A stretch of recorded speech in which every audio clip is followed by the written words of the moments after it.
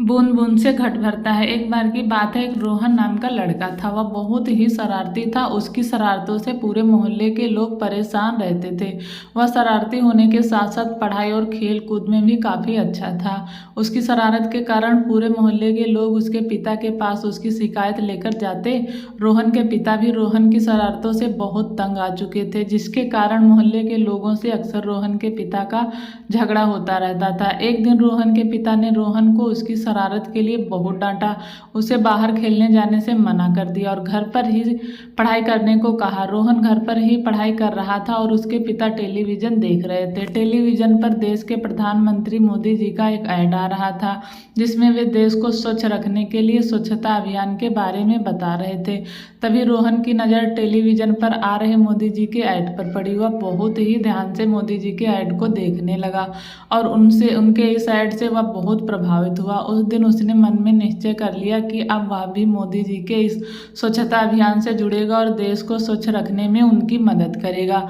दूसरे दिन रोहन सुबह उठा और मोहल्ले के सभी लोगों को इकट्ठा करके मोहल्ले में सफाई के लिए बोलने लगा। किंतु लोगों को लगा रोहन कि इसमें भी कोई शरारत होगी और वह उनको परेशान करने के लिए यह सब बोल रहा है। मोहल्ले वालों ने रोहन से कहा कि हम लोग तुम्हारी बातों में नहीं आएंगे, तुम बहुत शरारती हो और इसमें भी तुम्हारी कोई शरारत छिपी होगी।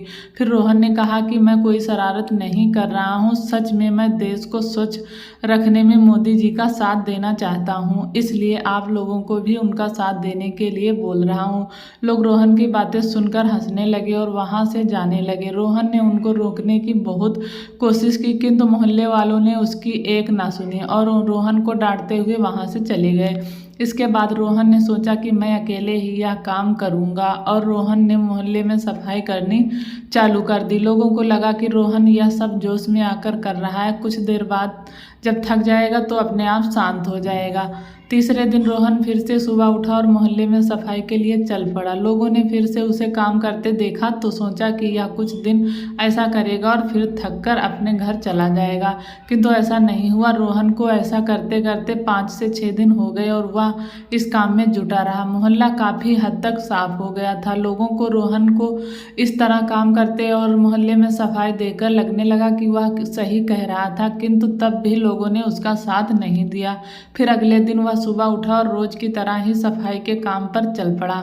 इस बार मोहल्ले के एक व्यक्ति ने उसको काम करते देखा और उसका साथ देने के लिए गए। फिर रोहन का उस दूसरे व्यक्ति ने भी मोहल्ले की सफाई में साथ दिया। अगले दिन फिर उस व्यक्ति ने रोहन का साथ दिया। उन दोनों को यह काम करते देख मोहल्ले के कुछ लोग और आकर उसका साथ देने लगे, जिससे मोहल्ले की सफाई और भी जल्द होने लगी। फिर कुछ दिन ऐसा ही चलता रहा। एक दिन जब रोहन सफाई के लिए घर से बाहर जाने लगा, तब उसके पिता ने उससे कहा कि रोहन रुको, मैं भी तुम्हारे साथ चलता हूँ। और रोहन के पिता ने भी सफाई में रोहन का साथ दिया और सफाई करनी शुरू कर दी। इस प्रकार एक एक करके मोहल्ले के सारे लोगों ने रोहन का साथ दिया और सभी सफाई के काम में जुट गए। रोहन को मोहल्ले के सभी लोगों को उसका साथ देते देख बहुत ही खुशी हुई। उस समय रोहन की एक कोशिश ने मोहल्ले का पूरा नक्शा बदल कर रख दिया था।